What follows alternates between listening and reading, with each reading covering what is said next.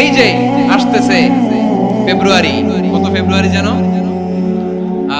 এটা কি বিশ্ব ভালোবাসা দিবস?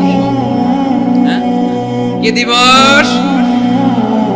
এই বিশ্ব ভালোবাসা দিবসের সাথে মুসলমানদের কোনো সম্পর্ক নাই। আমার প্রিয় ভাইরা, এই যে আপনি অবৈধ সম্পর্কে জড়ালেন, কেন আল্লাহ অশ্লীলতাকে হারাম করেছে দেখেন। বলতেছিলাম যে এটা আপনার নাসাল, আপনার জেনারেশন, আপনার লিনিয়েজ, আপনার বংশকে প্রিজার্ভ করা। কে কার বাবা, কে কার মা, বাবা মা জানা, প্রজন্মকে প্রিজার্ভ করা, এটা ইসলাম ওয়াজিব করে দিয়েছে।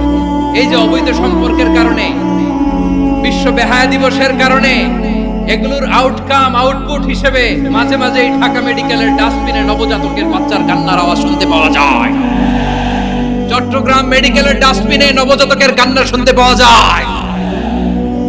বীর চট্টলার মুসলমানেরা বুঝতে পারলে আওয়াজ করে বলেন, এই যে চট্টগ্রাম মেডিকেলে যে নবজাতকটা পাওয়া গেল, ওর বাবাকে আমাকে বলেন, ওর মাকে, ও কোন ফ্যামিলির সন্তান কেউ জানে?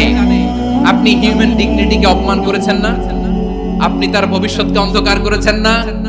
আপনি তার লিনিয়েজকে প্রশ্নবিদ্ধ করে দিয়েছেন না?